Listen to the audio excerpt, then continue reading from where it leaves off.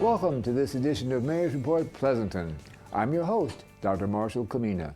Joining me today is Mayor Jack Balch from the city of Pleasanton. Welcome, Mayor. We've been looking all morning forward to seeing you. Well, thank you for having me. It's a pleasure to be here. What topics would you like to cover today in what we call Mayor's Choice? Yeah, you know, I should be careful. I could make a Mayor's Choice the whole script, but yeah. So some really great ones that I want to uplift that I think are just outstanding for our community. And I'm going to just start it off with Stanford Healthcare Tri-Valley. So they have just done the groundbreaking for their new East Wing. That occurred on May 14th. So we're going to have a new hospital wing in Pleasanton. It's going to be outstanding. It will help relieve emergency services on the first floor. The second floor is going to be flex space for them to grow into. And then the third floor is going to be lab space. And so when we think about our population in the Tri-Valley, this regional healthcare center is amazing. And to have Stanford's partnership, I mean, you and I both have been around a long time. A lot of our viewers have, where we realized that the hospital in the past might not have made it without a partnership. And so having Stanford in our valley is just outstanding, and their investment dollars. So I'm pretty excited as Mayor of Pleasanton, but all the mayors of the Tri-Valley are pretty excited to see this investment. A new hospital wing being built is a big deal. So really excited about that. The other thing I wanted to highlight is you may have seen a lot of kids, usually at the end of school, we're at the end of school year, but a lot of kids are biking around, and we had Bike to Wherever Day. So I ended up going to Donlin Elementary here in town. And you know, it's amazing to see kids grab free stuff, right? Because they give out pencils and all these safety tips for kids. But you know, Pleasanton's working on a bike ped program, updating our bike ped master plan. So I just wanted to lift that up. So get involved. Talk to us about where you think we can improve our bike and pedestrian thoroughfares. Then I got two more things. The next is pretty exciting, is that yesterday I was able to go to Sacramento and attend the California Nonprofit of the Year Luncheon, where our own Three Valleys Community Foundation was recognized by Jerry McNerney, our senator for the area. Rebecca Bauer-Cahan also recognized Open Heart Kitchen. So here we have two amazing nonprofits in our Tri-Valley being recognized at the state level and amongst just a host of amazing nonprofits across the state. So the luncheon was on the Capitol steps. It was approximately 102 degrees, and it was a quick hour, I will say that. People talked fast, so that was pretty nice. And then the other and last thing I wanted to lift up is our Pleasanton Police Department has an alternative response unit designed to help people in crisis to have a more compassionate response. They are more plain-clothed officers, they come with a clinician, and they are there to help a family or a unhoused individual in time of crisis. Get them into housing, get them into mental health support programs or things like that. It's already been previously recognized in the state from Cal Cities, but it was just recognized by Alameda County EMS office and their program of the year. And why the EMS office of Alameda County recognized it is because they're realizing it is freeing up ambulance services for more dire medical needs, so that we're not just having an ambulance transport someone in a mental health crisis or unhoused. So the diversion that they're doing is outstanding. We're really proud of it here in Pleasanton. And you know, I'll take a small part of it. It started in 2022, and I had been on council and was part of the council that found funding for it. And I really hope we're going to be able to continue to keep this going into the future. I think that's where the community wants to put its heart. So it's just an outstanding award to receive. Was Jerry McNerney the one with that hat on? Yeah, Jerry McNerney, you know, and frankly, after the 100 degrees in the tent and then like 95 outside and beautiful sunny day in California, I was thinking I need to get a hat just like his. So, yeah, perfect. Wear your sunscreen. Now, recently there was finally the first Tri-Valley Affordable Housing Fair, with Dublin, Pleasanton, and Livermore all being sponsors. The free event offered lots of opportunities. How to go? Yeah, so we talked about our last program, we were on the front side of it. Now we're on the back side of it. It went very well. And you know, just the first fair was extremely successful. A lot of people came together, but a lot of regional collaboration occurred. And I think that's the thing, because sometimes people don't realize there are resources to help. You know, we do have a lot of support groups. And in fact, I'll just mention, residents were able to learn, 250 participants, 15 local nonprofits came together to help connect residents with housing and support services. There was different elements of service related, I'm going to read it here, but affordable rental opportunities and assistance, tenant protection programs. As we know, tenant protection in the state is changing pretty rapidly. Veteran housing and support services, obviously a group that needs assistance many times. First-time home buyer programs. I know a lot of the cities have that, and below market rate lending information. Accessibility and disability assistance, home repair programs, low-income energy assistance, homeless support services. So just a wide breadth. Well, if people miss the event, is there one coming up later that might cover it? Yeah, so great question. It was a part of East Bay Housing Organization's Affordable Housing Month, which is why we did it. But it was so well attended, they are looking at another one later on. But they haven't figured that out yet, just to be frank. But what all of those organizations do, those 15 nonprofits, they all are online. They're all trying to get resources going. So they don't stop the work just because the fair didn't occur. So we are encouraging residents to reach out, stay informed. The city has a website related to many of these, and you can go to the city's website as well. You know, we just had, or are having, Wildfire Prevention Month, and one of my very favorite captains, Jorge Diaz, was recently honored as Firefighter of the Year. Please tell us a little about him and this honor. Yeah, I missed the event, probably because I was at a different event, but it is a true honor that Livermore Pleasanton Fire Department just recently recognized Jorge Diaz as Firefighter of the Year.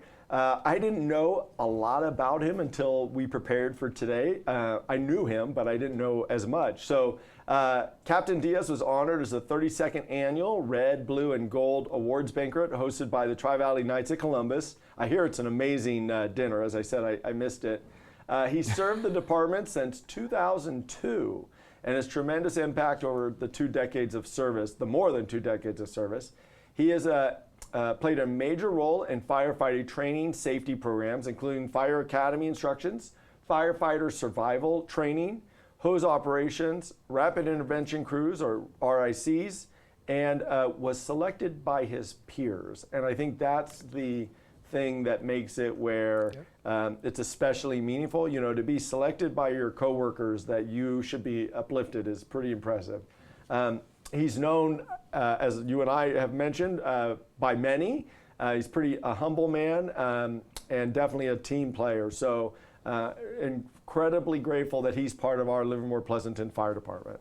Well, coincidentally, May is also Wildfire Prevention Month, and the department has a few tips to stay safe. Can you help us out with a few of those? Yeah, we've talked about this a few times, and you know, they say that people hear that they should prepare, but they actually never do. So I'm going to start with saying, make a plan to prepare.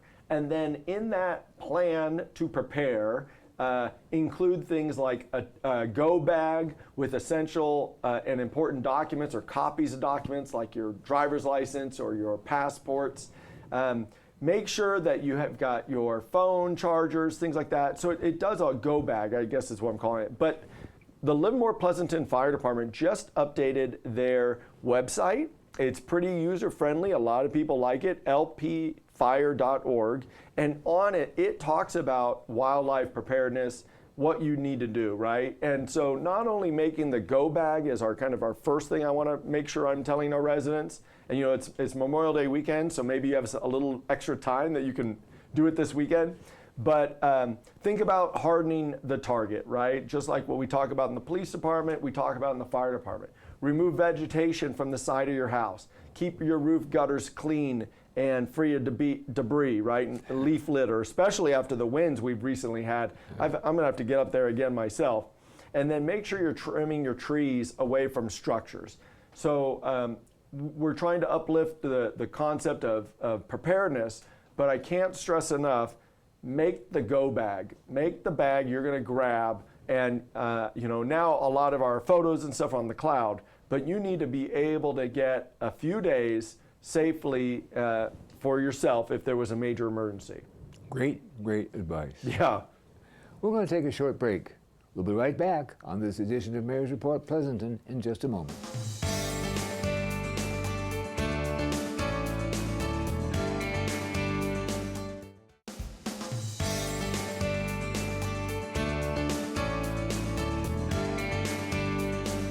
Welcome back to this edition of Mayor's Report Pleasanton. We are here talking with Mayor Jack Balch from the city of Pleasanton.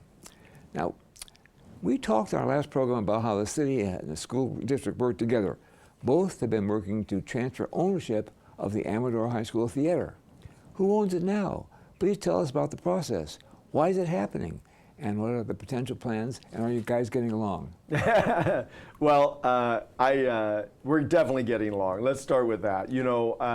There's no doubt, and we've talked about this, a child in our school district is still a child of our city, and we think holistically like that. I want that child to make it safely to school just as much as I want them to be safe in any community park in our city, right? We want to provide them opportunities to recreate and all of it. So I think if a city ever said that them and the school district weren't working together, they're not keeping the resident at top of the org chart. So for me, that is pretty paramount. But the Amador Theater, many in our community know the Amador Theater, so I don't know if I need to talk about what it is, but we are probably all aware that the school district recently passed Measure I and has bond money to rebuild a lot of the school facilities. Well, the Amador Theater was in the possession of the city due to a transfer long ago. And so now it's reverting back to the school district. So I have a bit of stuff they provided that I really want to make sure I'm clear with. So effective May 19th, which was the council meeting, all the necessary approvals have been completed to officially transfer Amador Theater from the city of Pleasanton now to the Pleasanton Unified School District. And this was discussed when the school district looked at the scoping of what the measure would cover. So it's been a collaborative effort since the measure was in place of how to provide that theater both for the community and the school, as we know.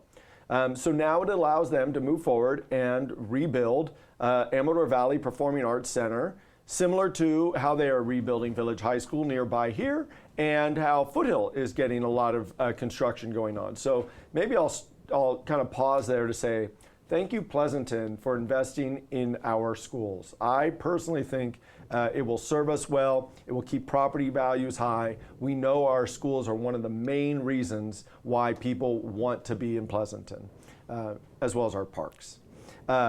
So the new facility, which I'm pretty excited, I hope it frankly gets get going, a new 500-seat theater, a dedicated black box theater and drama classroom, new music classrooms and rehearsal spaces, expanded backstage storage, dressing rooms, and technical support areas. The project is intended not only to support performances, but day-to-day arts programs and education. It is designed to respect and complement the historic Amador Valley High School campus while modernizing it, like I said, for the future. And it's just, from my view, we know the arts have been something that kind of gets last on the funding, kind of before, after a lot of things. So it's a really nice thing that we're investing in that modern facility for our kids. So, yeah. Do the guys at the firehouse there know you're doing this? Well, the firehouse is pretty small, right? So it will be almost about 3 times the size of the firehouse capacity. Yeah, I think the firehouse is only about 150. So this is about 500 they're looking at. Yeah. 500? Yeah. Where can I buy tickets? Yeah, well, might be a little early. You might want to be you might be an angel investor if you buy now. There's a CERT class coming up in June. Yeah. Who's presenting it and what's it going to cover? How much does it cost? Where is it? How can people register? Give us the whole scoop. Yeah, this just goes right back to our fire conversation earlier. CERT, which is Community Emergency Response Team, is holding a personal emergency preparedness training in June. And by the way, I just want to mention, I went on Google and looked a lot about this, and they call them preppers, right? People that will prep for everything, right? I think that there's got to be some moderation, balance to everything, right? I had to look at that twice myself. Yeah, exactly. So it'll be instructed by Chuck and Lisa, Leslie Haas and Chuck Urilla. It's a free hands-on workshop designed to help residents better prepare themselves and their families for emergencies and disasters. Like I mentioned earlier, a go bag, right? In the go bag, copies of essential documents and material, right? If you lose your driver's license, it's a lot easier to get a new one if you had a copy of the current one, right? Same with a passport, anything like that. Marriage certificate, birth certificates, things like that. It will also talk about basic preparedness and survival techniques, right? Do you have a tourniquet, a first aid kit, some bottled water, things like that. So the workshop will take place on Saturday, June 20th, from 9 to noon at the LPF training grounds on Bush Road, as people probably know that. No cost to attend and no registration cutoff, so you can almost come in right there. Space is still available, so that's kind of the limiter, is just when we fill the class, and families are welcome to participate as a group. The goal is to give residents a practical, hands-on sense and ability to be more prepared. As I said, in today's world, when we look at the Southern California fires, you need to be prepared with water and food and the necessary elements. Try to shoot for 3 days. If there was a major disaster, that is what they're advising us, that you should be able to sustain yourself without additional emergency assistance. And I know the expectation is that the fire department comes. We try to shoot for 20 minutes normally, but that's just in normal operational business. If a major disaster like an earthquake or hits us or a fire, try to prepare yourself for 3 days without additional assistance. So, thank you. Yeah.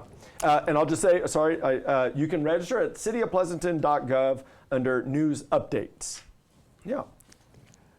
Can you tell us about any other events that you'd like us to know about? Well, there's a lot going on in Pleasanton. I am actually shocked. My son is graduating high school, so I add an extra level of fun, we'll say, because apparently I'm a glutton for punishment sometimes. But as we round out into summer here, I just hope our residents are excited as I am. The June weekend, the first June weekend for Pleasanton is going to be off the hook. We have Weekends on Main, which is where we're closing our Main Street. On Friday, we're going to start our first concert in the park, June 5th. But even cooler is June 4th, the Thursday before, we are having the Don Lewis Symphony unveiling, a new art installation in our city that Don Lewis, a loved musician in our community, it's inspired, it's just amazing. So we're gonna have that on the 4th, concert in the park on the 5th, and then on the 6th, we're having Hot Rod Row in the morning on Main Street. I think I'm judging for the car at noon. And then we've got the Longest Table, which is now, I hear, 1,200 of your closest friends having dinner. They tell me that it's going to be approximately from the Arch all the way down to the Vets Hall. That's how many tables it will be. So I'm really excited about that. And then just if you think that doesn't do it enough for you in Pleasanton, on Sunday, June 7th, we have Country Fest. And if that doesn't fill your cup, during the exact same weekend, the Greek Orthodox Church is having a Greek festival at the Senior Center, serving amazing gyros, by the way. So if you don't have something to do on the weekend of June 4th, 5th, 6th, 7th, you are definitely not paying attention to Pleasanton right now. It's exciting because, I mean, our community says they want vibrancy downtown, and the Downtown Association is delivering. If you would like to learn about these events, visit pleasantondowntown.net. That covers all of them except the Greek Festival is a different group, not partnered with the Downtown Association, but they'll be at the Senior Center Saturday and Sunday. And they're really good food too, really good food. You get so much information, I must say. Our in a little time. really, really appreciate it. And I want to thank you for being here today and updating us. And thank you for watching this edition of Mayor's Report Pleasanton. Join us for the next episode of Mayor's Report right here on Tri-Valley TV. I'm Dr. Marshall Kamena. Thank you for joining us.